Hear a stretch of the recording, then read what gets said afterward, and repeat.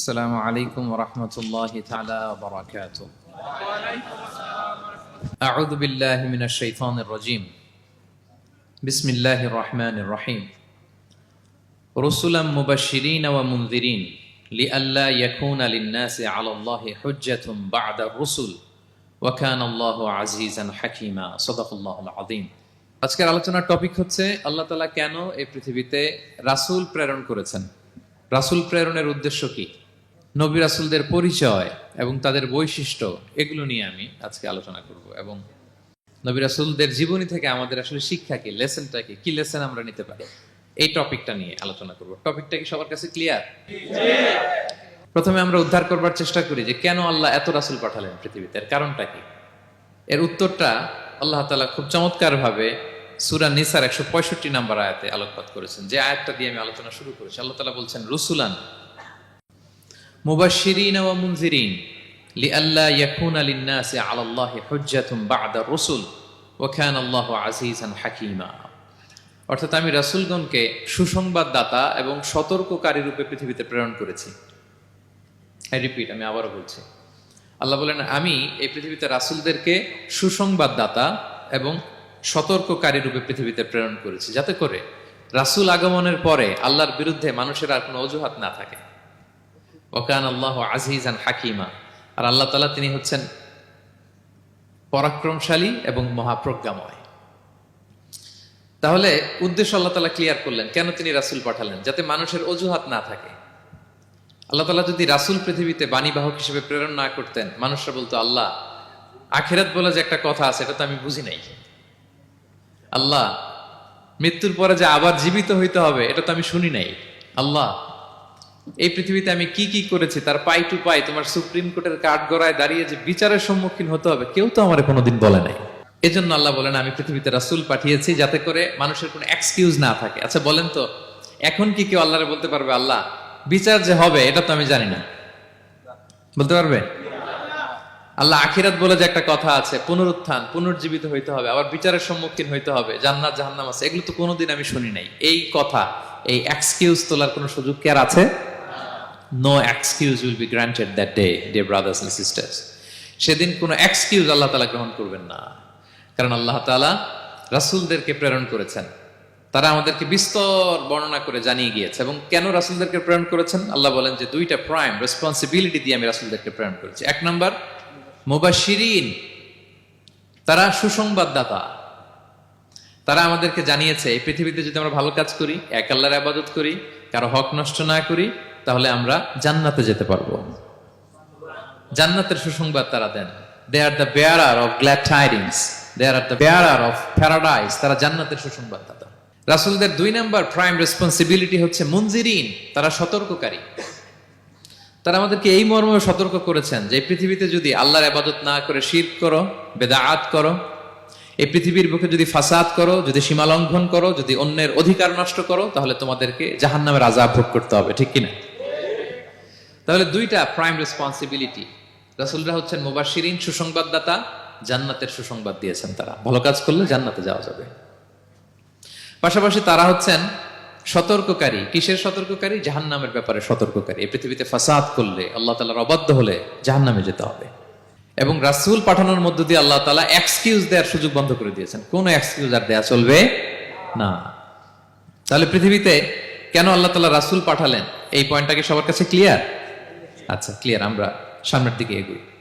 এরপর আল্লাহ তাআলা বলেছেন এই পৃথিবীতে যত জাতি গোষ্ঠী আছে সব জাতির কাছে আমি রাসূল পাঠিয়েছি। ওয়া ইম মিন উম্মাতিন ইল্লা খালা ফিহা নাযীর। যত জাতি, যত নেশন এই পৃথিবীতে এসেছে সব জাতিকে সতর্ক করবার জন্য, ইনস্ট্রাক্ট করবার জন্য, গাইড করবার জন্য আমি রাসূল পাঠিয়েছি। এমন কোন জাতি নাই যে জাতির মধ্যে আল্লাহ রাসূল পাঠায় নাই, সবাই রাসূল পেয়েছেন। এবং মজার ব্যাপার হচ্ছে they are the chosen and selected personality by Allah subhanahu wa ta'ala. রাসূলরা হচ্ছেন আল্লাহ তাআলার পক্ষ থেকে chosen এবং সিলেক্টেড। রাসূলদেরকে সিলেক্ট করেছে কে? আল্লাহ। তিনি বলেন ওয়া ইন্নাহুম ইনদানা লামিনাল মুস্তাফাইনাল আখিয়া।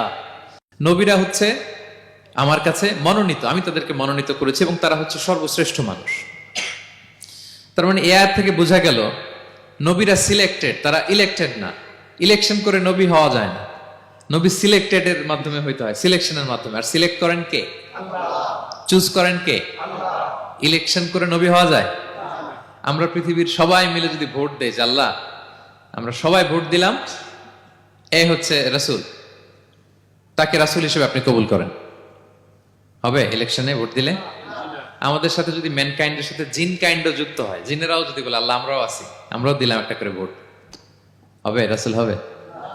ফেরেশতারাও যদি যুক্ত হয়, ফেরেশতারাও যদি বলে, মানুষও ভোট দিল, জিনেরাও দিল, ফেরেশতারাও দিল, প্রত্যেকে একটা করেই দিল, ধরেন প্রত্যেকের ভোট গণনা করার পরে দেখা গেল বিশাল ভোট কাউন্ট হয়েছে, এখন তাদের এই ভোটের উপর ভিত্তি করে রাসূল হবে কেউ? হবে? কারণ নবী ইলেকশনে হওয়া যায় না, নবী হয় সিলেকশনে। আর সিলেক্ট করেন কে?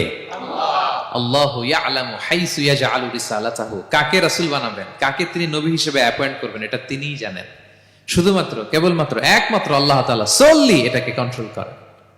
কেউ চাইলে কারো ভোটে, কারো ইলেকশনে নবী হওয়া যায় না। নবীরা হচ্ছেন সিলেক্টেড, চুজেন পার্সোনালিটি বাই আল্লাহ সুবহানাহু ওয়া তাআলা। তাহলে নবীরা নির্বাচিত নন, ওনারা মনোনীত। নবীরা কি নির্বাচিত? নবীরা মনোনীত। এখন কতজন নবী রাসূল আল্লাহ তাআলা পাঠিয়েছেন? আল্লাহ তাআলা সুস্পষ্ট করে জানাননি কতজন। কিছু কিছু হাদিস থেকে পাওয়া যায় লক্ষাধিক রাসূল, নবী এবং রাসূল আল্লাহ তাআলা পৃথিবীতে পাঠিয়েছেন। কিন্তু কোরআন আল কারিমে এই লক্ষাধিক নবী রাসূলের সবার কথা আল্লাহ তাআলা আমাদেরকে শোনাননি। আল্লাহ তাআলা মাত্র 25 জন রাসূলের কথা আমাদেরকে শুনিয়েছেন। কতজন? 25 জনের কথা আল্লাহ তাআলা শুধু আমাদেরকে বলেছেন, বাকিদের কথা বলেন নাই। কতটুকু আমাদের বলা দরকার এটা আমাদের চেয়ে ভালো জানেন কে? আল্লাহ ভালো জানেন। আল্লাহ তাআলা ভালো জানেন কতটুকু আমাদেরকে জানাতে হবে। যত রাসূল তিনি পাঠিয়েছেন, যত নবী পাঠিয়েছেন, সবার কথা যদি আল্লাহ কোরআনে বলতেন, তাহলে কোরআন কি মাত্র 611 পৃষ্ঠার একটা বই হতো? 10 খণ্ড, 15 খণ্ড, 20 খণ্ড। তখন আমরা হাফেজ হতে পারতাম? হ্যাঁ, আমরা হাফেজ তরিকুল ইসলাম পাইতাম তখন? হ্যাঁ, তাকরিম পাইতাম? তখন তো হাফেজ হওয়া যেত না। এটা যদি 15 খণ্ড, 20 খণ্ডের বিশাল ভলিউম হয়, হাফেজ হওয়া যেত না। এজন্য আল্লাহ তাআলা সব নবীদের কথা আমাদেরকে শোনায় নাই, মাত্র 25 জন নবীর কথা কোরআনে আল্লাহ শুনিয়েছেন। কতজন? আল্লাহ বলেন রুসুলান কদ কসাসনাহুম আলাইকা মিন ক্বাবলু ওয়া রুসুলান লাম নাকসুসহুম আলাইক। নবী হে, অনেক রাসূলের কথা আপনাকে শুনিয়েছি, আবার অনেক রাসূলের কথা আমি শোনাই নাই। যাদের কথা শোনানোর প্রয়োজন মনে করেছি তাদের কথাই আমি শুনিয়েছি। তাহলে আমরা বুঝলাম কোরআনে বর্ণিত হয়েছে কয়জন নবী রাসূলের নাম? সবাই বলবেন আওয়াজ করে, কয়জন? 25 জন। এবং এই 25 জন নবীর মধ্য থেকে 6 জনের নামে আল্লাহ 6টা সূরা ডেডিকেট করেছেন কোরআনে, 6টা সূরা উৎসর্গ করেছেন। সূরা ইউনুস, সূরা ইউসুফ, সূরা ইব্রাহিম, সূরা মুহাম্মদ, সূরা নূহ, সূরা হুদ। 6 জন নবী। কয়জন নবী? 6 নবীর নামে আল্লাহ তাআলা 6টা সূরা ডেডিকেট করেছেন। এবং এই যত নবী আল্লাহ তাআলা পাঠিয়েছেন, সব নবীর উপর ঈমান আনা আবশ্যক। হ্যাঁ, it's compulsory to believe in every messenger sent by Allah subhanahu wa ta'ala to validate our faith. আমাদের ঈমানটাকে প্রিজার্ভ করার জন্য সব নবীর উপর আমাদের ঈমান আনতে হবে, সব নবী। আমরা যে ঈমান আনি, ঈমানে মুফাসসাল, যেখানে 7টা বিষয়ের উপর বিস্তারিত ঈমানের যে ঘোষণা আমরা দেই, আমরা তো বলি যে ঈমানে একটা মুজমাল আর একটা কি মুফাসসাল। ঈমানে মুফাসসালে 7টা বিষয়ের প্রতি ঈমান আনতে হয়। আমানতু বিল্লাহি ওয়া মালাইকাতিহি ওয়া কুতুবিহি, তারপরে ওয়া রুসুলিহি, পাইছেন? ওয়াল ইয়াউমিল আখিরি ওয়া বিল কদরি খাইরিহি ওয়া শাররিহি মিনাল্লাহি তাআলা ওয়াল বা'সি বা'দাল মাউত। এই 7টা বিষয়ের উপর বিস্তর ঈমান আমাদেরকে আনতে হয়। এই 7টার মধ্যে রাসূলদের ব্যাপার আছে না নাই? রাসূলদের উপর ঈমান আনতে হবে। যদি না আনি তাহলে আরকানুল ঈমান পূর্ণ হলো না, আমার ঈমান পরিপূর্ণ হবে না। তাহলে রাসূলদের উপর পূর্ণাঙ্গ ঈমান আনা এটা আবশ্যক। এবং এই সকল নবী এবং রাসূলদের একটাই ধর্ম ছিল। ধর্মটার নাম কি? সবাই বলুন, কি নাম? সবার একটাই ধর্ম, সব নবীর একটাই ধর্ম। কারণ আল্লাহর কাছে মনোনীত ধর্ম কয়টা? একটা। ইন্নাদ দীনা ইনদাল্লাহিল ইসলাম, আল্লাহর কাছে মনোনীত একটাই ধর্ম, সেটা হচ্ছে ইসলাম। এই যে ইহুদি বলে, নাসারা বলে, এগুলো ধর্ম না, এগুলো বংশ, গোষ্ঠী, জাতির নাম অনুসারে নামকরণ করা হয়েছে। যেমন নাসারা এসেছে, ঈসা আলাইহিস সালামের মা মারিয়াম ফিলিস্তিনের নাসিরিয়া শহরে জন্মগ্রহণ করেছেন। নাসিরিয়া, ওইখান থেকে আসছে নাসারা। ইয়াকুব আলাইহিস সালামের 10 ছেলে, এই 10 ছেলের মধ্যে থেকে এক ছেলের নাম হচ্ছে ইয়াহুদা। এই ইয়াহুদা থেকে এসেছে ইহুদি। কিন্তু সব নবীর ধর্ম একটা। আওয়াজ করে বলুন তো সবাই, সেটা কি? ইসলাম। সবার ধর্ম একটা ছিল, ইসলাম। বিষ্ণু ইসা ইসলাম বলেন, ওয়াল আম্বিয়াউ ইখওয়াতুন লিআল্লাতিন। সেই বুখারীর বর্ণনা, নবীগণ হচ্ছে একে অন্যের বৈমাত্রেয় ভাইয়ের মতো। বৈমাত্রেয় ভাই মানে মা ভিন্ন কিন্তু বাবা এক, এরকম হয় না? ধরেন আমার বাবা যদি একাধিক বিয়ে করে, তো প্রত্যেক স্ত্রী গর্ভে যদি সন্তান আসে, তো আমরা সবাই তো ভাই, কি বলেন? কিন্তু মা ভিন্ন। মা কি? তবে বাবা এক। নবীদের দৃষ্টান্তটা এরকম, আল আম্বিয়া ও ইখওয়াতুন লিআল্লাহ। নবীরা হচ্ছেন বৈমাত্রেয় ভাইয়ের মতো, তাদের মা ভিন্ন কিন্তু বাবা এক। বিষ্ণু ইসলাম বলেন, উম্মাহাতুহুম শাত্তা ওয়া দীনুহুম ওয়াহিদ। তাদের শরীয়ত, তাদের বিধিবিধান এটা ভিন্ন ভিন্ন, কিন্তু তাদের দিন কি? এক। সেটা হচ্ছে ইসলাম। সকল নবীর ধর্মের নাম হচ্ছে ইসলাম। যেমন ইব্রাহিম আলাইহিস সালামের ব্যাপারে আল্লাহ তাআলা বলেন, মা কানা ইব্রাহিমু ইয়াহুদিয়ান ওয়ালা নাসরানিয়ান ওয়ালাকিন কানা হানিফাম মুসলিমা ওয়া মা কানা মিনাল মুশরিকিন। নবী ইব্রাহিম আলাইহিস সালাম উনি ইহুদিও ছিলেন না, নাসারাও ছিলেন না, উনি একনিষ্ঠ মুসলিম ছিলেন। কে ছিলেন? আল্লাহ নবী ইউসুফ আলাইহিস সালাম উনি সবসময় আল্লাহর কাছে দোয়া করতেন, আল্লাহ তাওয়াফানি মুসলিমান ওয়াল হিকনি বিসসালিহিন। আল্লাহ তুমি আমাকে মুসলিম হিসেবে মৃত্যু দিও আর সৎকর্মশীলদের সাথে অন্তর্ভুক্ত করে নিও। তো উনি মুসলিম না হলে এই দোয়া করতেন, আল্লাহ মুসলিম হিসেবে মৃত্যু দিও।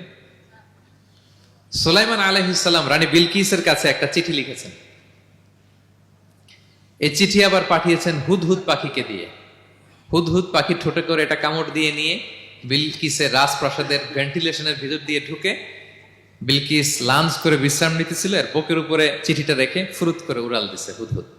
খুলে দেখে অদ্ভুত এক চিঠি, ইন্নাহু মিন সুলাইমান ওয়া ইন্নাহু বিসমিল্লাহির রহমানির রহিম। তো বিলকিসকে উদ্দেশ্য করে সাল্লাল্লাহু আলাইহি ওয়াসাল্লাম বলেছিলেন, আল্লাহ তাআলু আলাইয়া ওয়াতুনি মুসলিমিন। বিলকিস অবাধ্য হয়েও না, বাড়াবাড়ি করো না, মুসলিম হয়ে আমার কাছে ফিরে আসো। কোন নবী বলছেন? তো উনি যদি মুসলিম না হতেন, উনি মুসলিম হওয়ার আহ্বান করতেন? প্রিয় ভাইরা, তাহলে সব নবীর ধর্ম একটা, সেটা কি? ইসলাম। সব নবী একই ধর্মের অনুসারী ছিলেন। এ পর্যায়ে আমরা কমন প্রফিটিক ফিচার্স, 10টা কমন ফিচার আছে যেটা সব নবীদের ক্ষেত্রে প্রযোজ্য। সব নবীদের ক্ষেত্রে এই ফিচারগুলো পাওয়া যায়। এই 10টা কমন ফিচার নিয়ে আলোচনা করবো ইনশাআল্লাহ। এই 10টা কমন ফিচারের 1 নম্বর হচ্ছে আল ওয়াহি। সকল নবীকে আল্লাহ তাআলা ওহী পাঠিয়েছেন, রেভেলেশন, প্রত্যাদেশ। ওহী মানে সিক্রেট মেসেজ, যেটা নবী শোনে আর আল্লাহ জানে, দুনিয়ার মানুষ এটা শোনে না। নবীরা বললে কেবল শোনে। সুবহানাল্লাহ বলেন। সব নবীকে আল্লাহ এই ওহীটা পাঠিয়েছেন। জিবরাইল আলাইহিস সালাম মারফত ওহী পাঠিয়েছেন, অথবা সরাসরি কিতাব পাঠিয়েছেন, কিংবা সহিফা পাঠিয়েছেন। আল্লাহ তাআলা ইরশাদ করছেন, ইন্না আওহাইনা ইলাইকা কামা আওহাইনা ইলা নূহি ওয়ান নাবিয়িনা মিন বা'দি। নবী নূহ আলাইহিস সালামের পরে সব নবীদের কাছে আমি যেমনি ওহী পাঠিয়েছি, আপনার কাছেও আমি এভাবে ওহী পাঠিয়েছি। সব নবীদের কাছে আমি এভাবে ওহী পাঠিয়েছি। সূরা বাকারার শুরুতে মুত্তাকিদের সংজ্ঞা দিতে যে আল্লাহ তাআলা বলেন, ওয়াল্লাযীনা ইউমিনুনা বিমা উনজিলা ইলাইকা ওয়া মা উনজিলা মিন ক্বাবলিক ওয়া বিল আখিরাতি হুম ইউকিনুন। মানে নবী হে, মুত্তাকি তো তারা যারা আপনার উপর যে কিতাব নাজিল হয়েছে এটার উপরও ঈমান আনে, ওয়া মা উনজিলা মিন ক্বাবলিক, এর আগে যত কিতাব নাজিল হয়েছে তার উপরও ঈমান আনে। তা আমরা যদি শুধু কোরআনের উপর ঈমান আনি হবে? তার আগে যত কিতাব, আসমানি কিতাব নাজিল হয়েছে এগুলোর উপরও ঈমান আনার দরকার আছে না নাই? বলেন বলেন। তাওরাতের উপর ঈমান আনতে হবে, জাবুর, ইনজিল, সুহুফে ইব্রাহিম ও মূসা সবগুলোর উপর ঈমান আনতে হবে। তো এই ওহীগুলো আল্লাহ তাআলা নাজিল করেছেন। তাহলে 1 নাম্বার কমন ফিচার হচ্ছে আল্লাহ তাআলা ওহী পাঠিয়েছেন, সব নবীকে ওহী দিয়েছেন। 2 নাম্বার ফিচার হচ্ছে same language of the people. নবীকে আল্লাহ তাআলা যেই জাতিগোষ্ঠীর কাছে পাঠিয়েছেন তিনি ওই জাতির ভাষাতেই কথা বলেছেন। ধরেন মালয় এলাকাতে যদি আল্লাহ নবী পাঠান আর ওই নবী যদি আরবিতে কথা বলে, তা আমাদের মালয়েশিয়ান ভাইরা বুঝবে? আচ্ছা, আরব দেশে যদি আল্লাহ একজন নবী পাঠান, ওই নবী ধরেন যে ম্যান্ডারিনে কথা বলে, চাইনিজ ভাষায়, আরবরা বুঝবে? চায়নাতে ধরেন আল্লাহ তাআলা এক নবী পাঠালো, সে ওখানে যে হিন্দি ভাষায় কথা বলে, চাইনিজ লোকেরা বুঝবে না। তাহলে যেই জাতির কাছে আল্লাহ পাঠাইছেন ওই জাতির ভাষা দিয়ে আল্লাহ নবীকে পাঠাইছেন। সুবহানাল্লাহ। আল্লাহ তাআলা ইরশাদ করেন, ওয়ামা আরসালনা মির রাসূলিন ইল্লা বিলিসানি কওমিহি লিউবাইয়িনা লাহুম। আল্লাহ তাআলা যত রাসূল পৃথিবীতে প্রেরণ করেছেন, বিলিসানি কওমি, যে জাতির কাছে প্রেরণ করেছেন ওই জাতির ভাষায় প্রেরণ করেছেন, যাতে করে নবীর কথা এরা বোঝে। নবীরা এসেছেন বাণীবাহক হয়ে, এখন এই বাণী যদি বুঝতে না পারে তাহলে কাজ হবে? এজন্য প্রত্যেক নবীকে আল্লাহ তাআলা যে জাতির কাছে পাঠিয়েছেন ওই জাতির ভাষায় পাঠিয়েছেন। 3 নম্বর হচ্ছে সকল নবীকে আল্লাহ তাআলা very good standard of character দিয়েছেন। চারিত্রিক দৃষ্টিকোণ থেকে অতুলনীয় ছিল এক একজন নবী। পা থেকে মাথা পর্যন্ত কালো দাগ ফেলার মতো কিছু ছিল না। আল্লাহু আকবার। মাসুম ছিলেন। আহলুস সুন্নাহ ওয়াল জামাআর আকীদা হচ্ছে প্রত্যেক নবী ছিলেন মাসুম, কোনো গুনাহ করেন নাই, নিষ্পাপ প্রতিটা নবী। সর্বোত্তম চরিত্র দিয়ে আল্লাহ তাআলা, অনুপম চরিত্র দিয়ে আল্লাহ তাআলা তাদেরকে পাঠিয়েছেন। আল্লাহ তাআলা বলেন, ওয়া ইন্নাকা লাআলা খুলুকিন আযীম, and verily you are on a very good standard of character. নবী হে, আপনি চমৎকার একটা ক্যারেক্টারের উপর প্রতিষ্ঠিত। আপনার আচরণের মতো, ক্যারেক্টারের মতো আচরণ অতুলনীয়, পৃথিবীতে দ্বিতীয়টা খুঁজে পাওয়া যায় না, ঠিক কিনা? কারণ নবীরা যদি মডেল হন, তাদের আচরণ যদি ভালো না হয়, তাহলে মানুষ কি তাদেরকে গ্রহণ করবে? মানুষ তো তাদের কাছ থেকে শিখবে, জানবে। তো জন্য তাদের আচরণ চমৎকার হওয়ার দরকার আছে না নাই? চমৎকার আচরণ, চমৎকার চারিত্রিক মাধুর্য দিয়ে আল্লাহ তাআলা পৃথিবীতে এক একজন নবীকে প্রেরণ করেছেন। সব নবীরা ভেরি গুড স্ট্যান্ডার্ড অফ ক্যারেক্টারের অধিকারী ছিল। 4 নম্বর হচ্ছে প্রত্যেক নবীকে আল্লাহ তাআলা মিরাকেল দিয়েছেন, মানে মুআজিজা, as a proof of their prophethood. তাদের নবুয়তির প্রমাণ হিসেবে আল্লাহ তাআলা তাদেরকে মিরাকেল দিয়েছেন, মুআজিজা। যেমন সালেহ আলাইহিস সালামকে আল্লাহ তাআলা মুআজিজা দিয়েছিলেন। তার জাতির কাছে যখন তিনি দাওয়াত দিলেন, তারা বলল, সালেহ তুমি যে নবী এটা আমরা বুঝবো কি করে? এক শর্তে আমরা তোমার উপর ঈমান আনতে পারি। সাল্লাল্লাহু আলাইহি সাল্লাম বললেন, কি শর্ত? বলতেছে, এই যে পাহাড় দেখো, এই পাহাড়ের ভেতর থেকে যদি একটা উট বের করো, 10 মাসের গর্ভবতী একটা উটটা বেরোবে, বেরোয় বাচ্চা দিবে, সাথে সাথে আমরা উটের দুধ দহন করে খাবো, এরপর আমরা ঈমান আনবো। চিন্তা করছেন কত শর্ত? পাহাড়ের ভেতর থেকে কি বের করে দেখাইতে হবে? উট। উনি আল্লাহর কাছে দোয়া করলেন, আল্লাহ বললেন কবুল, তবে কথা না শুনলে কিন্তু খবর আছে। বলছে ঈমান আনবে, ঈমান না আনলে কিন্তু খবর আছে। উনি দোয়া করলেন, আল্লাহ কবুল করলেন। পাহাড় বিদীর্ণ হয়ে একটা বিশাল আকৃতির উট বের হয়ে আসলো, 10 মাসের গর্ভবতী উট। মুহূর্তে এটা ডেলিভারি করলো একটা উটের বাচ্চা, এবং দুধ দিতে আরম্ভ করলো, ওলান ভর্তি দুধ। সবাই পেট ভরে দুধ খেলো। খাওয়ার পরে কয়, তুমি জাদুকর। খাওয়ার পরে সাল্লাল্লাহু আলাইহি সাল্লাম কি বলে?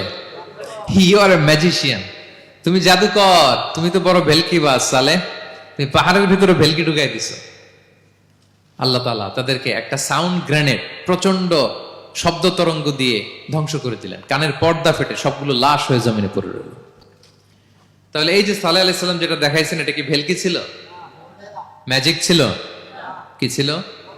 মুআজিজা, miracle, as a proof of their prophethood. তাদের নবুয়তির প্রমাণ হিসেবে আল্লাহ তাআলা তাদেরকে মুআজিজা দিয়েছেন। মূসা আলাইহিস সালামের মুআজিজা কি ছিল? লাঠি। ফাআলকাহা ফাইযা হিয়া হাইয়াতুন তাসআ। ওই লাঠি রেখে দিলে মুভিং স্ন্যাক হয়ে যেত, নড়তেছে সাপ, ছবল মারবে। সুবহানাল্লাহ। এটা কি ম্যাজিক ছিল? কি ছিল? মুআজিজা। ঈসা আলাইহিস সালামকে আল্লাহ তাআলা মাইন্ড ব্লোয়িং মুআজিজা দিয়েছেন। অন্ধ ব্যক্তির চোখে হাত বুলিয়ে দিলেই দৃষ্টিশক্তি ফিরে পেত। ধবল রোগী, কুষ্ঠ রোগীর গায়ে টাচ করে দিলে স্কিন পরিষ্কার হয়ে যেত। মৃত ব্যক্তিকে দাঁড়াতে বললে মুহূর্তে দাঁড়িয়ে যেত। কুম বিইযনিল্লাহ, আল্লাহর আদেশে দাঁড়াও বললে লাশ জীবিত হয়ে দাঁড়িয়ে যেত। ভেলকিবাজি ছিল এটা? কি ছিল? বিষ্ণু ঈসা ইসলাম দাওয়াত দিচ্ছেন কুরাইশদেরকে, ওরা মানে না। বিষ্ণু নবী পাগল পড়া, বললেন, আচ্ছা বলো কুরাইশের লোকেরা কি বললে বিশ্বাস করবে যে আমি সত্য নবী? কি বললে বিশ্বাস করবে? তারা বলল, মুহাম্মদ ওই যে আকাশের চাঁদ, এটার 2 ভাগ করে দেখাইতে বললে বিশ্বাস করবো তুমি সত্য নবী। কি আবদার দেখছেন? হ্যাঁ, নবীদেরকে পেয়ে মামুর বাড়ির আবদার নিয়ে আসছিল এক এক জাতিগোষ্ঠী। বলে, মুহাম্মদ আকাশের জল জলে চাঁদটাকে যদি তুমি 2 ভাগ করে দেখাতে পারো তবেই বুঝবে তুমি নবী। বিষ্ণু ইসলাম আল্লাহর কাছে দোয়া করলেন, আল্লাহ বললেন, ঠিক আছে। ইখতারাবাতিস সাআতু ওয়ানশাক্কাল কমার ওয়া ইয়ারাউ আয়াতান ইউরিদু ওয়া ইয়াকুলু সিহরুম মুস্তামির। বিষ্ণু নবী সাব্বাবা, এই আঙ্গুলের নাম কি? ইবহাম, সাব্বাবা, ওয়ুসতা, বিংসার, খিনসার। হ্যাঁ, আমরা ইংরেজি নাম ঠিকই জানি, আরবিটা জানি না। ইবহাম, সাব্বাবা, ওয়ুসতা, বিংসার, খিনসার। বিষ্ণু সাব্বাবা আঙ্গুলি উঠালেন, এটা শাহাদাত আঙ্গুলি বলে আমাকে, আসলে সাব্বাবা আরবিতে। তো বিশ্বনবী এভাবে আল্লাহর নাম নিয়ে চাঁদের দিকে ইঙ্গিত করলেন, মুহূর্তে আকাশের জ্যোৎস্না বিলানো চাঁদটা 2 ভাগ হয়ে গেল। কুরাইশরা দেখে তো অবাক। বিষ্ণু বললেন, এবার কথা অনুযায়ী ঈমান আনো। বলে, Muhammad, you are a magician. Muhammad, তুমি বড্ড বড় জাদুকর, তুমি চাঁদের মধ্যে জাদু লাগাই ফেলছো। নাউযুবিল্লাহি মিন যালিক। তাহলে আল্লাহ তাআলা age a proof of their prophethood, তাদের নবুয়তের প্রমাণ হিসেবে প্রত্যেক নবীকে কি দিয়েছেন? মুআজিজা দিয়েছেন, সব নবীকে দিয়েছেন। 5 নাম্বার, সকল নবীর দাওয়াতি মিশন এক ছিল, একই মিশন নিয়ে নবীরা পৃথিবীতে এসেছেন। সেটা কি? তাওহীদ, রিসালাত, আখিরাত। আমার সাথে সাথে বলেন, তাওহীদ, রিসালাত, আখিরাত। তাওহীদ, রিসালাত, আখিরাত। এই 3টা বুনিয়াদী শিক্ষা দিতে নবীরা এসেছে। তাওহীদ মানে ওয়াননেস অফ গড, আল্লাহ যে এক, সব নবী প্রচার করেছেন। রিসালাত মানে তারা যে বার্তাবাহক হিসেবে এসেছেন, তাদের কথা মানতে হবে, এটার দাওয়াত দিয়েছেন। আখিরাত মানে হচ্ছে মৃত্যুর পরেও যে একটা জীবন আছে, সেই জীবনের ব্যাপারে প্রত্যেক রাসূলরা কি করেছেন? দাওয়াত দিয়েছেন। এবং কোন নবীর কথার সাথে আরেক নবীর কথার গরমিল পাওয়া যায় না, অমিল হয়নি। আচ্ছা বলেন তো, কখনো কি হয়েছে কোন এক নবী এসে বলছে যে মৃত্যুর পরে একটা জীবন আছে, আরেক নবী এসে বলছে না, মনে হয় নাও থাকতে পারে? বলছে? এক নবী এসে বলছে আমাদের স্রষ্টা আল্লাহ তাআলা তিনি একজন, আরেকজন বলছে না, একজন না, 2-3 জন হইতে পারে। এক নবী এসে বলছে ভালো করলে জান্নাত, খারাপ করলে জাহান্নাম, আরেক নবী এসে বলছে না, জান্নাত জাহান্নাম বলতে কিছু নাই। হয়েছে? হয়েছে? কোন নবীর কথার সাথে কোন নবীর কথার কোনো বৈপরীত্য নাই, কারণ প্রত্যেক নবীরা মন গড়া কিছু বলতেন না। ওমা ইয়ান্তিকু আনিল হাওয়া ইন হুয়া ইল্লা ওয়াহয়ুন ইউহা। নবীরা কথা বলতেন একটা হেডকোয়ার্টার থেকে তথ্য পেয়ে। ওই হেডকোয়ার্টারটা কার? ওই হেডকোয়ার্টার থেকে যে ইনফরমেশন আসতো সেটার আলোকে নবীরা কথা বলতেন, বানিয়ে কিছু বলতেন না। সব নবীরা দাওয়াত দিয়েছেন, ইয়া কওমি ইবুদুল্লাহ মা লাকুম মিন ইলাহিন গায়রু। হে আমার জাতির লোকেরা, এক আল্লাহর ইবাদত করো, আল্লাহ ছাড়া অন্য কারো ইবাদত করো না। সব নবীরা বলেছেন ইন্নী লাকুম রাসূলুন আমিন, নিশ্চয় আমি তোমাদের কাছে বিশ্বস্ত রাসূল হিসেবে প্রেরিত হয়েছি। সব নবীরা বলেছেন ইয়াউমা লা তামলিকু নাফসুন লিনাফসিন শাইআ ওয়াল আমরু ইয়াউমা ইযিল লিল্লাহ। এমন এক দিনের মুখোমুখি হতে হবে, কেউ কারো উপকার করতে পারবে না। নেতা কর্মীর উপকারে আসবে না, কর্মী নেতার উপকারে আসবে না, পীর সাহেব মুরিদের উপকারে আসবে না, মুরিদ পীর সাহেবের উপকারে আসবে না, হাজবেন্ড ওয়াইফের কিছু করতে পারবে না, ওয়াইফ হাজবেন্ডকে কিছু করে দিতে পারবে না। দিনটা বড্ড ভয়ঙ্কর। সব নবীর এই 3টা দাওয়াত দিয়েছেন, তাওহীদ, রিসালাত, আখিরাত। তার মানে সব নবীর দাওয়াতি মিশন এক, এক অভিন্ন দাওয়াতি মিশন নিয়ে তারা পৃথিবীতে এসেছেন। 6 নাম্বার, এই পৃথিবীতে যত রাসূল এসেছে, নবী এসেছে, তারা প্রত্যেকে মানুষ ছিলেন। কি ছিলেন? নাকি জিন ছিল? ফেরেশতা? প্রেরিত সব নবীরা কি ছিল? মানুষ ছিল। মক্কার কুরাইশরা বলতো মা লিহাযা রাসূলি ইয়াকুলু আত-তাআমা ওয়া ইয়ামশি ফিল আসওয়াক। ব্যাপার কি, মুহাম্মদ আবার কেমনে রাসূল হয়? আমরাও বাজারে যাই, উনিও যায়, আমরাও বিয়ে করি, উনিও বিয়ে করে, আমাদেরকে মারলে কাটলে লাল রক্ত, ওনার রক্ত বেরোয়। তো তারা চাচ্ছিল, তারা বলতেছিল যে মানুষ না দিয়ে আল্লাহ যদি ফেরেশতা পাঠাইতো নবী হিসেবে, তাইলেই না ভালো হইতো। তালবাহান, এটার কি বলে? ফেরেশতা পাঠালে কি বলতো জানেন? ফেরেশতা পাঠালে বলতো ফেরেশতাদের তো ক্ষুধা লাগে না, এরা বুঝবে কি আমাদের কষ্ট? ফেরেশতাদের তো জৈবিক চাহিদা নাই, এরা কেমনে বুঝবে? ফেরেশতাদের তো খারাপ কাজ করার প্রবণতা, টেন্ডেন্সি নাই। আমাদের যে কষ্ট, দুঃখ, ফিলিং, সেটা তো ফেরেশতারা বুঝে না। ফেরেশতারা কেমনে আমাদের নবী হয়, এটা বলতো, ঠিক কিনা? তালবাহানা বলে কেমন রাসূল, আমরা যা করি তাই করে। আল্লাহ বলেন সব নবীকে আমি মানুষ হিসেবে প্রেরণ করেছি। বিষ্ণু ইসলাম বলেন ইন্নামা আনা বাশারুম মিসলুকুম, নিশ্চয় আমি তোমাদের মতোই মানুষ। তোমাদের মতোই কি মানুষ। তো পার্থক্য হচ্ছে ইউহা ইলাইয়া, আমার কাছে ওহী আসে, প্রত্যাদেশ আছে আল্লাহ তাআলার পক্ষ থেকে। তাহলে 6 নাম্বার যেই কমন ফিচার আমরা জানলাম, আল্লাহর পাঠানো সবগুলো নবী এবং রাসূল তারা কি ছিলেন? সবাই বলুন, তারা কি ছিলেন? মানুষ ছিলেন। 7 নম্বর কমন ফিচার হচ্ছে আল্লাহর পাঠানো সব নবী এবং রাসূলরা ওনারা পুরুষ ছিলেন। কি ছিলেন? কোন নবী কি নারী ছিল বলেন তো? হ্যাঁ, নারী নবী আছে? নাই। নবী হওয়ার জন্য ম্যাসকুলিনিটি শর্ত, পুরুষ হওয়া শর্ত। কারণ নবীকে অনেক বড় বড় জিনিসের নেতৃত্ব দিতে হবে, মাঝে মাঝে মিলিটারি তৈরি করতে হবে, লিডারশিপ লাগবে, যুদ্ধ পরিচালনা করতে হবে। নারীদের পক্ষে এটা সম্ভব? কঠিন। আমাদের বোনদের অনেক ধরনের দুর্বলতা আছে, তাদের মাসে কিছুদিন তারা আল্লাহর আদেশে অসুস্থ থাকে, ঠিক কিনা? পিরিয়ড তাদের চলে, ওই সময় সালাত পড়তে পারে না, অনেক প্রতিবন্ধকতা তাদের আছে। বাচ্চা যদি ধারণ করে পেটে 9 মাস, ওনারা অসুস্থ, শেষের মাসগুলোতে তো কঠিন জটিল অবস্থা। বাচ্চা ডেলিভারির পরেও 40 দিন ব্লিডিং আছে না নাই? তাহলে অনেক ধরনের জটিলতা আল্লাহ তাআলা ওনাদের দিয়েছেন। এজন্য আল্লাহ তাআলা নবুয়তের গুরু দায়িত্ব, এটার জন্য আল্লাহ তাআলা পুরুষদেরকে সিলেক্ট করেছেন। আলহামদুলিল্লাহ বলেন। তাহলে যত নবী এবং রাসূল পৃথিবীতে এসেছিল ওনারা পুরুষ ছিল। আল্লাহ বলেন, ওয়ামা আরসালনা মিন ক্বাবলিকা ইল্লা রিজালান নূহি ইলাইহিম। নবী হে মুহাম্মদ, আপনার আগে যত নবী এবং রাসূলকে আমি পৃথিবীতে প্রেরণ করেছি তাদেরকে পুরুষ হিসেবে প্রেরণ করেছি, কোন নারীকে আমি নবুয়তের মর্যাদা দেই নাই। 8 নাম্বার, প্রত্যেক নবীকে আল্লাহ তাআলা একটা গ্রুমিং, একটা ট্রেনিং সেশনের মধ্য দিয়ে নিয়েছেন। সেটা কি? সেটা হচ্ছে সবাইকে আল্লাহ তাআলা শেফার্ড হিসেবে কাজ দিয়েছিলেন, রাখাল হিসেবে। পৃথিবীর সব নবীরা ছাগল চড়াতেন, সব, আদম আলাইহিস সালাম থেকে শুরু করে বিষ্ণু ইসা ইসলাম পর্যন্ত। সুবহানাল্লাহ পড়বেন না? বিষ্ণু ইসা ইসলাম বলেন, মা বাআসাল্লাহু নাবিয়্যান ইল্লা রাআল গানাম। আল্লাহ এমন কোন নবী পাঠায় নাই যেই নবী ছাগল চড়ায় নাই, সব নবী। সাহাবার অবাক হয়ে বললেন, ওয়া আনতা ইয়া রাসূলুল্লাহ, হে নবী আপনিও ছাগল চড়িয়েছেন? বিষ্ণু বললেন, হ্যাঁ, আমি তো অল্প কিছু পারিশ্রমিকের বিনিময়ে মক্কার লোকদের ছাগল চড়িয়ে দিতাম। সুবহানাল্লাহ। কেন সব নবীকে দিয়ে আল্লাহ ছাগল চড়ালেন? এই ট্রেনিং সেশন, গ্রুমিং সেশন কেন? কারণ ছাগলকে একসাথে বসানো কঠিন। ছাগল একটু কি বলবো, একটু টেরা টাইপের প্রাণী, কথা শুনতে চায় না। ধরেন যে সারা সপ্তাহ আপনি খুব ব্যস্ত, একদিন সুযোগ পাইছেন সপ্তাহে যে আজকে আমি ফ্রি আছি, যাই পুকুরে যাই, আমিও গোসল করি, ছাগলটারও গোসল করাই। এটা ধরে যদি এখন পুকুরের দিকে টান দেন, কি করবে? পা দুইটা এমন শক্ত করে মাটিতে ধরে রাখবে, আপনি যত টানবেন ওর ঘাড়ের চামড়া ছিঁড়ে যাচ্ছে, তারপরেও আসে না। এরপর ছাগলগুলোর একসাথে রাখা কঠিন, একটা নেচে ওদিকে যায়, আরেকটা লাফ দেয় এদিকে, আরেকটা ওইদিকে। এদেরকে যদি কেউ একত্রিত করতে পারে তাহলে এই জাতিকে, মানব জাতিকে একত্রিত করা তার জন্য একেবারে সহজ, পানি ভাত, ঠিক কিনা? এজন্য আল্লাহ এই মানব গোষ্ঠীর উপর লিডারশিপ কায়েমের আগে ছাগল চড়িয়েছেন।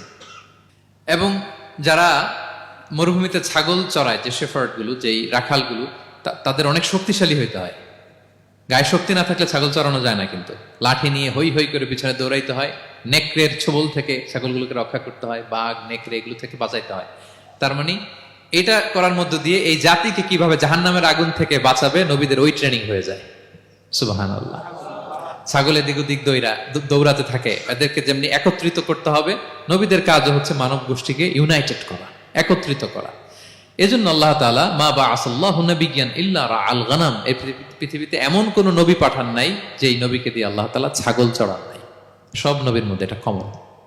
8 নম্বর পয়েন্ট। 9 নম্বর পয়েন্ট হচ্ছে enmity from their own people.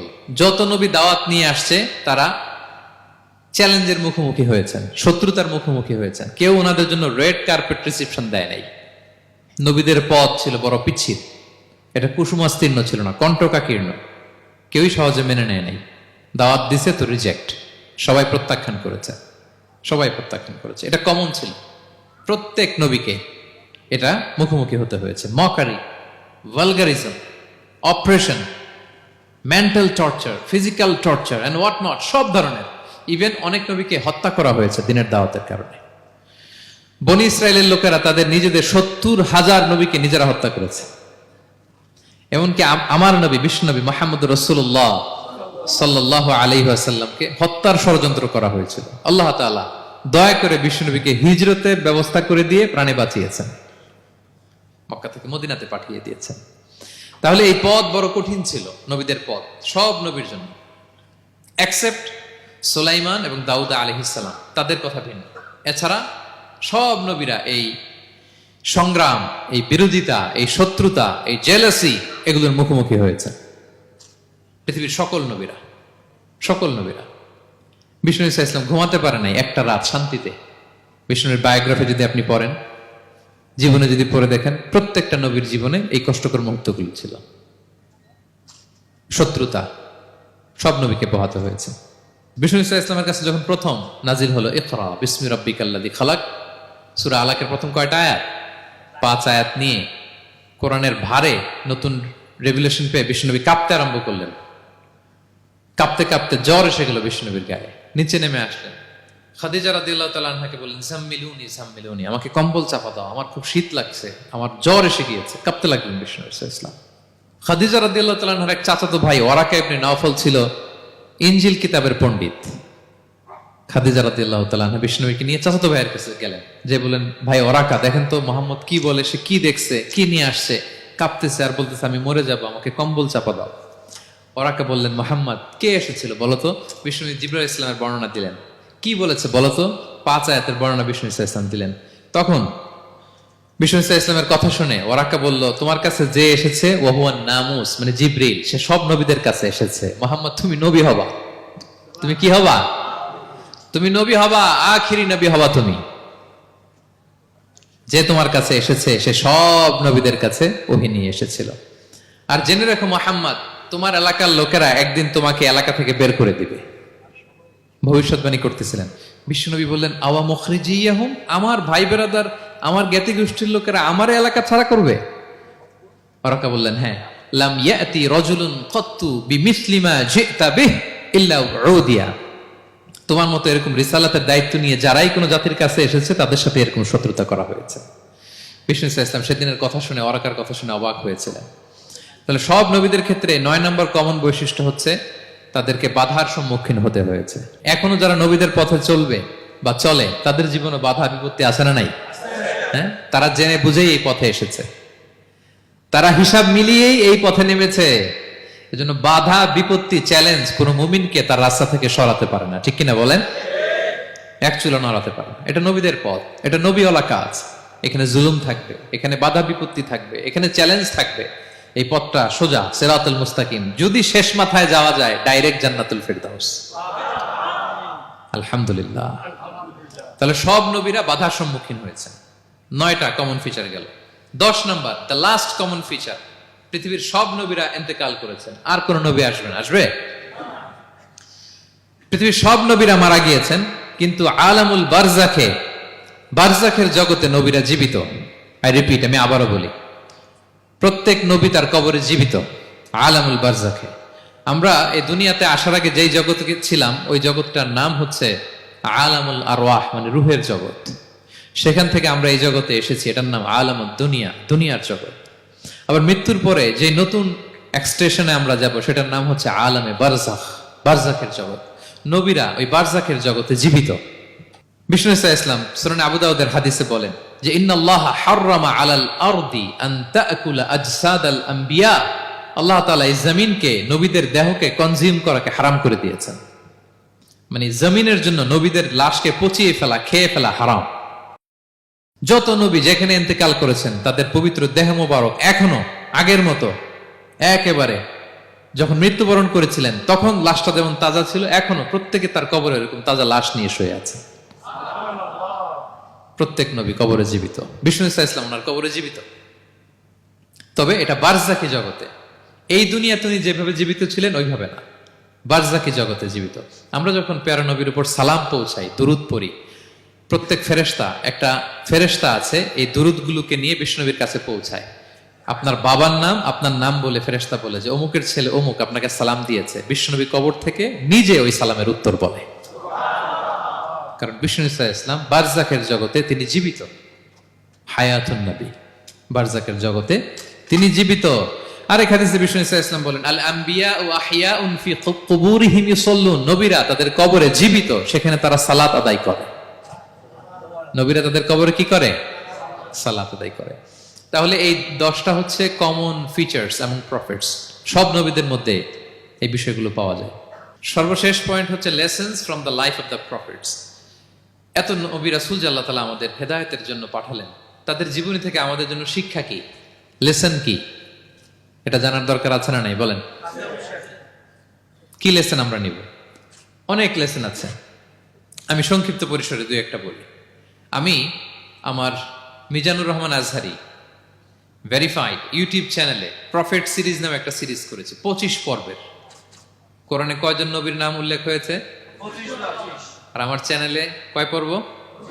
তার মানে 25 জন নবীর ব্যাপারে আমি ওয়েল ডকুমেন্টেড ম্যানারে একাডেমিকলি আলোচনা করেছি। আপনারা শুনবেন, আপনাদের জন্যই করেছি, শুনবেন আপনারা। এবছর 21শে বইমেলায় আপনারা শুনেছেন আমার একটা বই প্রকাশিত হয়েছে। বইয়ের নাম হচ্ছে জেগে ওঠো আবার।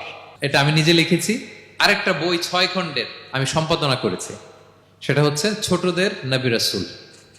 বইটার নাম কি? ছোটদের নবী রাসূল। সত্যায়ন প্রকাশন থেকে 6 পর্বের খুব চমৎকার গ্রাফিক্যাল ইউজার ইন্টারফেস দিয়ে আপনার সোনামণিরা, বাচ্চারা তারা জেনে যাবে যে তাদের আসল আইকন কারা, তাদের আসল সুপার হিরো কারা, তাদের অনুসরণীয় অনুকরণীয় ব্যক্তিত্ব হবে কারা। এই বইটা লিখতে, সম্পাদনা করতে আমাদের অনেক চ্যালেঞ্জ আমরা ফেস করেছি, কারণ এটা আপনাদের জন্য লিখি নাই, লিখছি কাদের জন্য? বাচ্চাদের জন্য। আমি বাচ্চাদেরকে গল্প শোনাচ্ছি এরকম একটা ভাব নিয়ে লিখেছি। আমি বারবার ভেবেছি যে আমার ছোট্ট মেয়েটাকে যদি আমি শোনাই, ওকে বুঝাইলে ও কিভাবে বললে বুঝবে। গল্পের মতো করে খুব রস দিয়ে, আনন্দ দিয়ে প্রতিটা বাক্য এভাবে সাজানো হয়েছে। 6 খণ্ডের ছোটদের নবী রাসূল সিরিজ, যদি সুযোগ হয় আপনারা সংগ্রহ করবেন। বড়দের নিয়েও আমরা নবী রাসূলদের উপর আমাদের সামনে কাজ আসবে, আমরা জানাবো। তো আজকের এই কায়েত ফাউন্ডেশন বাংলাদেশের এই প্রোগ্রামের সর্বশেষ যে পয়েন্টটা আপনাদের সামনে আমি উপস্থাপন করতে চাই, সেটা হচ্ছে lessons from the life of the prophets. নবী রাসূলদের জীবনী থেকে আমাদের জন্য কি শিক্ষা। 25 জন নবীকে কভার করা সম্ভব হবে না, আমি সেখান থেকে মাত্র 7 জন নবীর জীবনী থেকে 7টা শিক্ষা 7 মিনিটে বলে আমরা শেষ করে দেব ইনশাআল্লাহ বিইذنিল্লাহ। প্রথমে আমরা শুনবো সাইয়েদনা আদম আলাইহিস সালামের জীবনী থেকে শিক্ষা। পৃথিবীর প্রথম নবী কে ছিল বলেন তো? আদম আলাইহিস সালাম। আমরা যেমনি আমাদের শৈশব ছিল, কৈশোর ছিল, যৌবন, তারপর বার্ধক্যের দিকে যাচ্ছি, ওনার কি এরকম ছিল? আদম আলাইহিস সালামের শৈশব ছিল না? ছিল? কৈশোর ছিল? কনফিউশনে পড়ে গেছে। ছিল? ছিল না। মজার ব্যাপার হচ্ছে ওনার শৈশব কৈশোর ছিল না, ওনাকে আল্লাহ সৃষ্টি করতে যুবক করে সৃষ্টি করছে। সুবহানাল্লাহ, তো আসতে কেন? সৃষ্টি করতেই যুবক, 60 হাত লম্বা। কয় হাত? 60 হাত লম্বা করে তৈরি করছেন আদম আলাইহিস সালামকে। আপনারাও যারা জান্নাতে যাবেন 60 হাত লম্বা হয়ে ঢুকবেন, 33 বছরের যুবক হয়ে ঢুকবেন। 80 বছর বয়সে মারা গেল, কত বছর বয়সে ঢুকবেন? গালে কোনো দাড়ি থাকবে না। এই দুনিয়ায় দাড়ি রেখে নেন, ওখানে দাড়ি ছাড়া উঠবেন একেবারে। কোনো জুরদা মুর্দা ও আবনা ও সালাসাম ওয়া সালাসিন, 33 বছরের তাগড়া ইয়াং সুপারস্টার হয়ে জান্নাতে ঢুকবো আমরা। তো আদম আলাইহিস সালামকে আল্লাহ প্রথম নবী করে পৃথিবীতে পাঠালেন। ওনাকে জান্নাতে সব খাইতে বললেন যে সব খাও, একটা গাছের কাছে যেও না। কিন্তু শয়তান, সে তার মিশন নিয়ে আসে। সে আদম আলাইহিস সালামকে ভুলভাল বোঝালো, আদম আর হাওয়াকে, যে একটা কাজ করো, আল্লাহ তাআলা তোমাকে না করছে কেন জানো? আল্লাহ তো চায় না তুমি জান্নাতে থাকো, আল্লাহ চায় তোমাদেরকে দুনিয়াতে পাঠাই দিবে। তো তুমি যদি ওই গাছের ফল খেয়ে ফেলো, আল্লাহ আর দুনিয়াতে পাঠাইতে পারবে না। কিন্তু আল্লাহ চায় তোমাদেরকে কই পাঠাবে? কিন্তু যদি গাছের ফল খেয়ে ফেলো, আর পাঠাইতে পারবে না। এজন্য আল্লাহ নিষেধ করছে গাছের ফল খায় না। চিন্তা করছেন? উল্টা, পুরো উল্টোটা বুঝাইছে। তো ভুল করে সাইয়েদনা আদম আলাইহিস সালাম, হাওয়া আলাইহিস সালাম খেয়ে ফেলছেন এই ফল। খাওয়ার পরেই আল্লাহ তাআলা পাঠাই দিলেন পৃথিবীতে, যাও জমিনে যাও, এই জান্নাতে আর থাকা যাচ্ছে না। কাঁদতে আরম্ভ করলেন আদম আর হাওয়া আলাইহিস সালাম, কাঁদতে কাঁদতে অনুতপ্ত হয়ে আল্লাহর কাছে দোয়া করলেন। তো পুরো আদম আলাইহিস সালামের জিন্দেগির সবচেয়ে বড় শিক্ষা হচ্ছে রিপেন্টেন্স, অনুতপ্ত হওয়া। কি হওয়া? অনুতপ্ত হওয়া। আমরা ভুল করব, কুল্লুকুম খাত্তাউন, আমরা সবাই পাপী। সবাই কি পাপী? কে পাপ করি না? আমরা সবাই পাপী। কিন্তু মনে রাখবেন, আমাদের পাপ যত বড় হোক, আল্লাহর রহমতের দরিয়া তার চাইতেও বড়, অনেক বড়। তিনি দয়াময়, তিনি মেহেরবান, তার দয়ার শেষ নাই, তার মায়ার শেষ নাই। তার রহমতের দরিয়া যে কত বড় আপনি কল্পনাও করতে পারবেন না। শয়তান আর আমাদের মধ্যে পার্থক্য হচ্ছে, শয়তান পাপ করে পাপে অটল থাকে, কিন্তু বিশ্বাসীরা পাপ করার সাথে সাথেই ক্ষমা চায় কার কাছে? এটা হচ্ছে আদম আলাইহিস সালামের জীবনী থেকে আমাদের জন্য সবচেয়ে বড় লেসন। সাইয়েদনা আদম আলাইহিস সালাম উনি ভুল করে যখন বুঝতে পারলেন, অনুতপ্ত হলেন, চোখের পানি ছাড়লেন। 2 ফোঁটা পানি আল্লাহর কাছে সবচাইতে প্রিয়। এক হচ্ছে জেহাদের ময়দানে মুজাহিদের গা বেয়ে ঝরে পড়া রক্তের ফোঁটা, 2 হচ্ছে অনুতপ্ত বান্দার চোখের পানির ফোঁটা। অনুতপ্ত বান্দা নিজের ভুল স্বীকার করে মাথাটা নিচু করে চোখের পানি ছেড়ে দিয়ে যখন আল্লাহর কাছে কাঁদে, তার চোখের পানি চোখ বেয়ে নাকের ডগা বেয়ে জমিনে ড্রপ করার আগেই আল্লাহ তার সব গুনাহ মাফ করে দেয়। সাইয়েদনা আদম আলাইহিস সালাম কাঁদতে আরম্ভ করলেন, কাঁদতে কাঁদতে অনুতপ্ত হয়ে দোয়া করলেন, রব্বানা যালামনা আনফুসানা ওয়া ইল্লাম তাগফির লানা ওয়া তারহামনা লানাকুনান্না মিনাল খাসিরিন। রব্বানা, হে আমাদের রব, যালামনা আনফুসানা, আমরা আমাদের নফসের উপর জুলুম করেছি, ভুল করেছি, অন্যায় করেছি, অপরাধ করেছি। ওয়া ইল্লাম তাগফির লানা, আল্লাহ তুমি যদি ক্ষমা না করো, তুমি যদি মাফ না করো, লানাকুনান্না মিনাল খাসিরিন, আল্লাহ আমরা ধ্বংস হয়ে যাব, আমরা ক্ষতিগ্রস্ত হয়ে যাব, আমরা লুজার হয়ে যাব। এই বাক্যগুলো বলে বলে যখন আল্লাহ তাআলার কাছে দোয়া করলেন, আল্লাহর রহম হলো। আল্লাহ দয়া করে সাইয়েদনা আদম আর হাওয়া আলাইহিস সালামকে ক্ষমা করে দিলেন। ক্ষমা করে আবার জান্নাতের এন্ট্রির ঘোষণা দিলেন যে আবার দুনিয়ার জীবন শেষ করে আসো, যেখান থেকে আসছিলে আবার ওখানে ঢুকতে পারবে। তাহলে আদম আলাইহিস সালামের জীবন থেকে আমরা যে লেসনটা পাই সেটা কি ভাই? বলেন বলেন। অনুতপ্ত হওয়া, রিপেন্টেন্স। আমরাও যদি জীবনে ভুল করি কি করবেন? ভুলের উপর অটল থাকবেন? অনড় থাকবেন? একগুঁয়ে ধরে বসে থাকবেন? সীমা লঙ্ঘন করবেন? আমরা ক্ষমা চাইব। কার কাছে ক্ষমা চাইব? ক্ষমা দেওয়ার জন্য তিনি বসে থাকেন। শেষ রাতে আল্লাহ প্রথম আসমানে চলে আসেন। প্রথম আসমানে এসে ডাকতে থাকেন, আলা মিন মুস্তাগফিরিন আগফির আলা, কে ক্ষমা চাবা? কে পাপ করেছে, জুলুম করেছে, বলো, আমি ক্ষমা দেওয়ার জন্য আসছি। আলা মিন মুস্তারজিকিন আরযুক আলা, কার রিজিকের দরকার, কার চাকরি নাই, কার ব্যবসা মন্দা, আমার কাছে চাও, আমি আল্লাহ বাড়িয়ে দেব। কার কি লাগবে বল, আমি দেব। আল্লাহ তাআলা দেওয়ার জন্য আসছে, আমি নেয়ার জন্য উঠতে পারি না। আমরা যেন আল্লাহ তাআলার কাছে চাই বেশি বেশি, এবং ভুল করলে যেন আমরা অনুতপ্ত হই। ভুল করলে আমরা কি হব? সাইয়েদনা আদম আলাইহিস সালামের জীবন থেকে আমরা এটা শিখলাম। 2 নম্বরে সাইয়েদনা নূহ আলাইহিস সালামের লাইফ থেকে আমরা কি শিখি? ওনার লাইফ থেকে আমরা শিখি হচ্ছে কনসিস্টেন্সি, মানে লেগে থাকা। ভালো কাজের জন্য কি করা? লেগে থাকা। উনি 950 বছর দাওয়াত দিয়েছিলেন ওনার জাতিকে। কয় বছর বলেন তো? 950 বছরের দাওয়াতি কার্যক্রমের ফলে উনি ফলোয়ার জোটাইতে পারছেন কয়জন জানেন? 80 জন। কয়জন? এরাই আমাদের পূর্বপুরুষ। আমরা পৃথিবীর সবাই কিন্তু এদেরই নাতিপুতি। এই 80 জনকে নিয়ে উনি নৌকার উপর উঠছিলেন, কিস্তির উপর, আর বাকিটা তো মহাপ্লাবন দিয়ে আল্লাহ ধ্বংস করে দিয়েছেন। ওই 80 জন আবার জমিনে এসে জমিন আবাদ করা শুরু হলো, ওখান থেকে পৃথিবীর সকল মানুষ। সুবহানাল্লাহ। উনি বলেন, ক্বালা রাব্বি ইন্নী দাআউতু কওমি লাইলান ওয়া নাহারা, আল্লাহ আমি দিন রাত এক করে আমার জাতি গোষ্ঠীকে দাওয়াত দিয়েছি। ফালাম ইয়াজিদহুম দুআই ইল্লা ফিরারা, কিন্তু আমারে দেখলে লোকগুলো ভেগে ভেগে যায়। আর কি করে? আমার কথা যেন শুনতে না হয়, এরা কানে আঙ্গুল দিয়ে রাখে আর মুখে কাপড় পেঁচিয়ে রাখে। নূহ আলাইহিস সালাম তারপরও থামতেন না, কন্টিনিউয়াস দাওয়াতি কাজ। লোকজন নূহ আলাইহিস সালামকে পিটিয়ে আধামরা করে কাঁথা দিয়ে পেঁচিয়ে পাহাড়ে রেখে আসতেন। ওইখান থেকে এসে নূহ আলাইহিস সালাম আবার দাওয়াত দিতে শুরু করতেন। What a consistency! কিভাবে লেগেছিলেন! 950 বছর তিনি দাওয়াত দিয়েছেন, মাত্র 80 জন ফলোয়ার হয়েছিল। তাহলে আমরা অল্প দাওয়াতি কাজ করেই আমরা হতাশ হয়ে যাই। হায় রে, আমার কথা শুনলো না, হায় রে আমার কথা পৌঁছাইলো না, হায় রে আমার কাছে এসে কেউ মুসলিম হইল না, হায় রে আমার কথা। অস্থির। আপনার কাজ হচ্ছে পৌঁছে দেওয়া, আপনার কাজ হচ্ছে কোরআনের কথা মানুষকে বলা। এটা দিয়ে কতটুকু কি হবে এটার ফয়সালা কার? তাহলে নূহ আলাইহিস সালামের জীবনী থেকে আমাদের শিক্ষা হচ্ছে কনসিস্টেন্সি। 950 বছর উনি লাগাতার দাওয়াত দিয়েছেন, থামে নাই, হতাশ হয় নাই, হাল ছাড়ে নাই। নবীরা কখনো হাল ছাড়ে না। সুবহানাল্লাহ পড়ে। 3 নাম্বার, ইব্রাহিম আলাইহিস সালামের জীবনী থেকে আমাদের জন্য শিক্ষা হচ্ছে ওবিডিয়েন্স, আনুগত্য। কি করে আল্লাহ তাআলার কাছে আনুগত্য করতে হয়। আল্লাহু আকবার। আমি মনে হয় 1 ঘন্টার উপরে আলোচনা করেছি আমার প্রফেট সিরিজ ইব্রাহিম আলাইহিস সালামের জীবনী নিয়ে। ওনার পুরো জীবনটা, আল্লাহ কোনো কিছু বলতে দেরি, আল্লাহর আদেশের সামনে মাথা পেতে দিতে ইব্রাহিম আলাইহিস সালামের দেরি হয়নি। আল্লাহ বলছেন আসলিম, ওয়া ইয ক্বালা রাব্বুহু আসলিম ক্বালা আসলামতু লিরাব্বিল আলামিন। এই ইব্রাহিম সারেন্ডার, কই সারেন্ডার। সুবহানাল্লাহ। ইব্রাহিম আনুগত্য করো, আল্লাহ আনুগত্য করছি। ওনার সন্তান হয় না 86 বছর বয়সে একটা সন্তান দিলেন আল্লাহ তাআলা। আমাদের এখানে কার বয়স কত? সর্বোচ্চ বয়স কত আছি আমরা? এদিকে 60 বছরের উপর তো কেউ নাই, ঠিক কিনা? 86 বছর বয়সে আল্লাহ সন্তান দিয়েছেন ইসমাঈল আলাইহিস সালাম। কত বছর বয়সে? সন্তানটা আদরের নাকি? হ্যাঁ, আদরের না? শেষ কালে একটা সন্তান পেলেন 86 বছর বয়সে।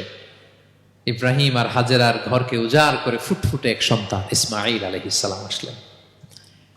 ভালোবাসা, আদর যেন ঠিকরে পড়ে, এত গদগদ ভালোবাসা। এবার বললেন, যাও হাজেরা আর দুধের সন্তান ইসমাইলকে মরুভূমিতে ফেলে দিয়ে আস। বলতে দেরি, রেখে আসতে দেরি নেই। এটাই হচ্ছে ইব্রাহিম আলাইহিসসালামের আনুগত্য।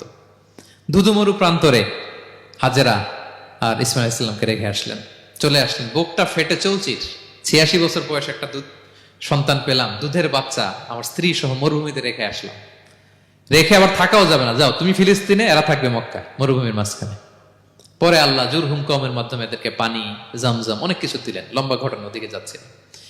এরপর হৃদয় যখন ফেটে চৌচির হয়ে যায়, তখন আল্লাহ তাআলা বলেন ঠিক আছে যাও, যা একটু ছেলেরা দেখে আসো। এবার যে দেখে ছেলেরা আরো মায়া লাগে, কারণ একটু বড় হয়েছে তো, এবার দৌড়াইতে পারে, হাঁটতে পারে। সুবহানাল্লাহ বলেন।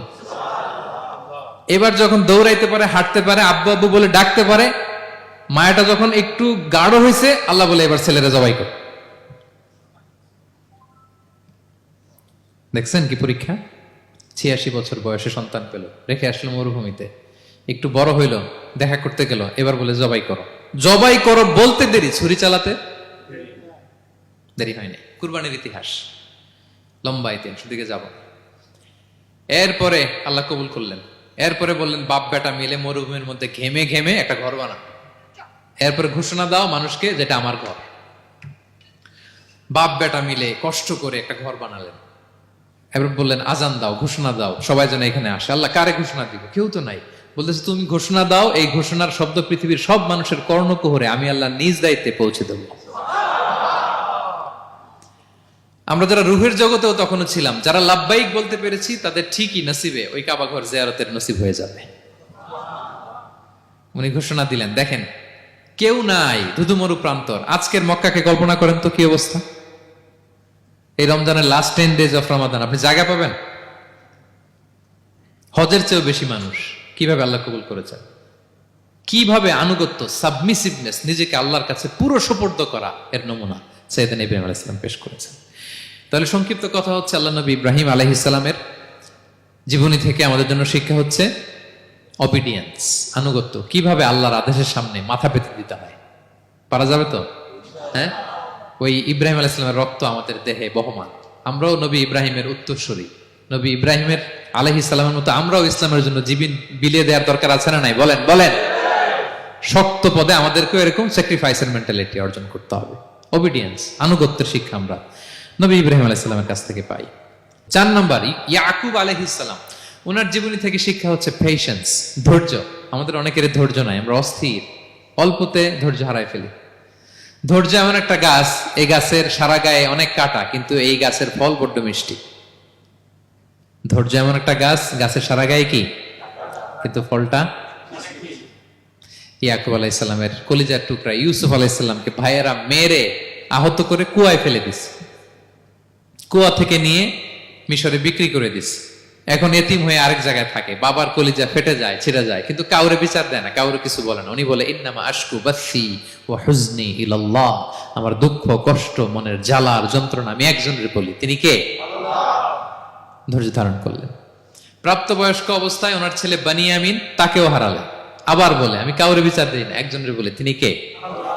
এই 2 ছেলের শোকে কাঁদতে কাঁদতে অন্ধ হয়ে গেলেন। আল্লাহু আকবার। সাইয়েদনা ইয়াকুব আলাইহিস সালাম একবার ধৈর্য হারা হন নাই। তাহলে আল্লাহ নবী ইয়াকুব আলাইহিস সালামের জীবনী থেকে আমাদের জন্য শিক্ষা হচ্ছে পেশেন্স। বিপদে আমরা কি ধরবো? ধৈর্য ধারণ করব।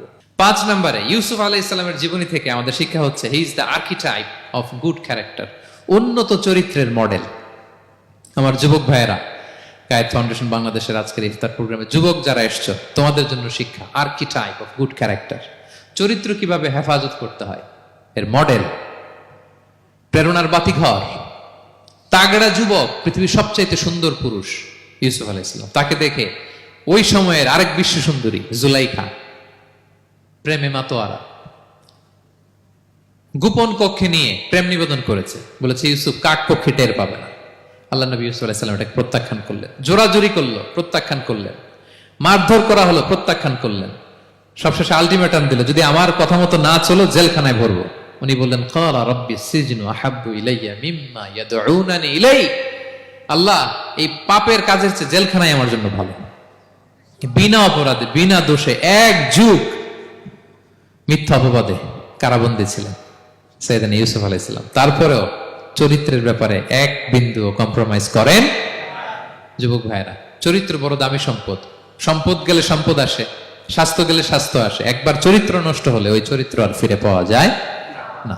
সাইয়েদনা ইউসুফ আলাইহিস সালামের জীবনী থেকে আমাদের শিক্ষা হচ্ছে চরিত্রকে কিভাবে প্রিজার্ভ করতে হয়। এটা 6 নম্বরে সাইয়েদনা ঈসা আলাইহিস সালামের জীবনী থেকে আমাদের জন্য শিক্ষা হচ্ছে স্লেভারি, দাসত্ব। কারণ আমরা সবাই গোলাম একজনের, বলেন তো কার গোলাম? আল্লাহর গোলাম। কিন্তু ওনার সব উম্মতেরা মানে খ্রিস্টানরা তাকে বলে সান অফ গড, উনি নাকি আল্লাহর সন্তান। নাউজুবিল্লাহ পড়েন। ওনার মা ম্যারি মানে মারিয়াম আলাইহিস সালাম নাকি আল্লাহর স্ত্রী। নাউযুবিল্লাহ। কিন্তু উনি জন্মের পরেই দুধের শিশু মায়ের কোলে বসে একটা ছোট্ট ভাষণ দিয়েছিলেন, বলেছিলেন ইন্নী আব্দুল্লাহ আতানিয়াল কিতাবা ওয়া জাআলানি নাবিয়্যা। আল্লাহ আমাকে আল্লাহর গোলাম বানিয়ে পাঠিয়েছেন। দেখেন কি নবী, প্রথমে এসে বলেন আমি কিন্তু রাসূল। একে তো দুধের শিশু, মুখের প্রথম কথা কি? ইন্নী আব্দুল্লাহ, আমি আল্লাহর গোলাম।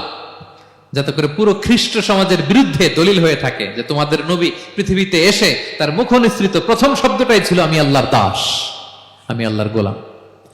এবং উনাকে ওনার মাকে আল্লাহ স্পেশাল ইন্টারোগেট করবেন কিয়ামতের দিন। ঈসা, মারিয়াম, তোমরা কি বলে আসছিলা যে তুমি আমার বউ আর তুমি আমার সন্তান? ওনারা কাচুমাচু করে থার করে কাঁপবে আল্লাহর সামনে, কারণ এটা শিরকের প্রশ্ন। তারা বলবে আল্লাহ আমরা যদি বলতাম আপনি তো জানতেন, আপনি যা শিখিয়েছেন আমরা তাই বলেছি। আল্লাহ জানেন যে উল্টাপাল্টা কিছু বলে নাই, তারপরেও কোটি কোটি মানুষের সামনে এত বিশাল জনগোষ্ঠী কেন এই নবীকে আল্লাহর সন্তান বললো? আল্লাহ তাআলা ঈসা আলাইহিস সালামকেও ছাড়বেন না, জিজ্ঞেস করবেন। তিনি বলবেন আল্লাহ আমি যে তোমার গোলাম এটার দাওয়াত দিয়েছি, আর আজীবন গোলামের মতোই ছিলাম। ঈসা আলাইহিস সালাম কৃষকের সাথে, মজুরের সাথে, কুলির সাথে, ধোপাতের সাথে বন্ধুত্ব করেছিলেন। সমাজের নিচু শ্রেণীর লোকেরা ছিল তার ফলোয়ার। আল্লাহু আকবার। তাহলে সাইয়েদনা ঈসা আলাইহিস সালামের জীবনী থেকে আমরা শিখলাম আমরা সবাই আল্লাহর গোলাম, আল্লাহর দাস। সর্বশেষ নবী, বিশ্ব নবী, পেয়ারা নবী মুহাম্মদুর রাসূলুল্লাহ সাল্লাল্লাহু আলাইহি সাল্লামের জীবনী থেকে কি শিক্ষা? এই শিক্ষা তো বলতে গেলে ঘন্টার পর ঘন্টা লাগবে। একটা শিক্ষা শুধু বলি, সেটা হচ্ছে মার্সি। ওমা আরসালনাকা ইল্লা রাহমাতাল লিল আলামিন।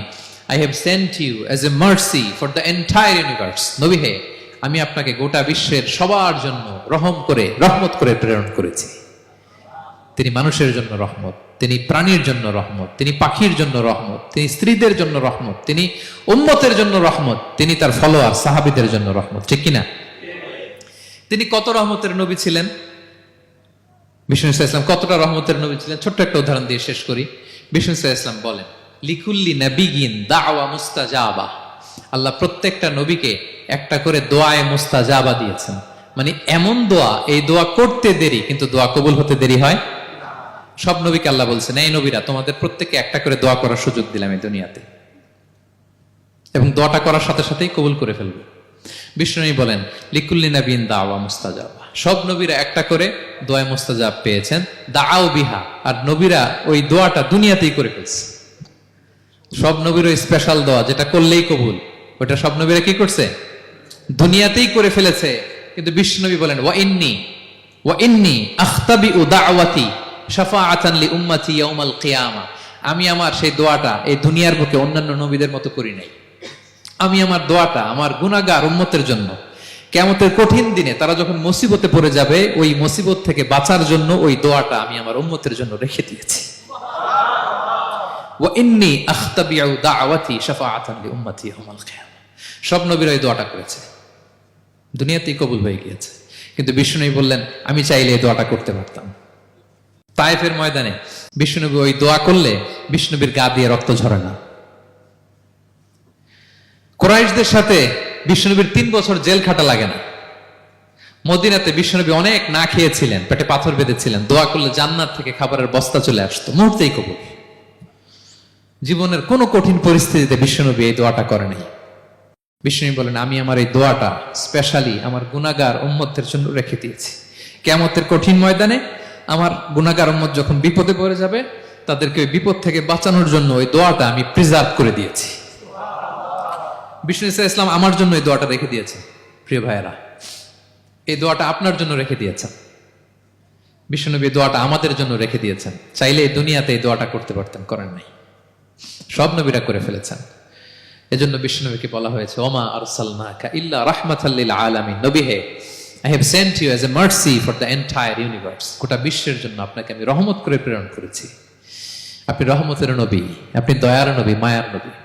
বিষ্ণুনবীর জীবনী থেকে শিক্ষা হচ্ছে আমরাও যেন আমাদের অধীনস্থ যারা আছে তাদের প্রতি যেন রহমদিল হই, আমরা আমাদের প্রতিবেশীদের প্রতি যেন রহমদিল হই, আমরা আমাদের ফ্যামিলির সদস্যদের প্রতি যেন রহমদিল হই। এই মার্সি, এই দয়া মায়ার ছোঁয়া যেন বিষ্ণুনবীর উম্মত হিসেবে আমাদের হৃদয়েও থাকে। সবাই পড়ি আমিন। তাহলে সম্মানিত সুধী, নবীদের এই লাইফ লেসন থেকে আমরা যেগুলো শিখলাম এগুলো আমাদের জীবনে বাস্তবায়নের দরকার আছে না নাই? বলেন বলেন। বেশি বেশি নবীদের জীবন চর্চা করবেন তো? প্রফেট সিরিজের যে লেকচারগুলো আপনাদের জন্য রেখেছি আপনারা শুনবেন তো? সবাই ছেলে মেয়েদেরকে নবীদের জীবনী শেখাবেন তো? তারাই হচ্ছে আমাদের রিয়াল হিরো, তারাই হচ্ছে সুপার হিরো, দে আর আওয়ার আইকন। এবং আমাদের হেদায়েতের জন্য তাদেরকে আল্লাহ তাআলা আমাদের কাছে পাঠিয়েছেন নবী হিসেবে, রাসূল হিসেবে। নবীরা যেই পথে চলেছেন, যে দিক নির্দেশনা আমাদেরকে দিয়েছেন, আমরা যেন আমাদের জীবনকে ওই পথে ওই মতে পরিচালিত করতে পারি। আল্লাহ তাআলা আমাদের সবাইকে কথাগুলো বোঝার ও আমল করার তৌফিক দান করুন। হাযা মা ইনদি ওয়াল ইলমু ইনদাল্লাহ আলাইহি তাওয়াক্কালতু ওয়া ইলাইহি উনীব। ওয়াসসালামু আলাইকুম ওয়া রাহমাতুল্লাহি তাআলা ওয়া বারাকাতুহু।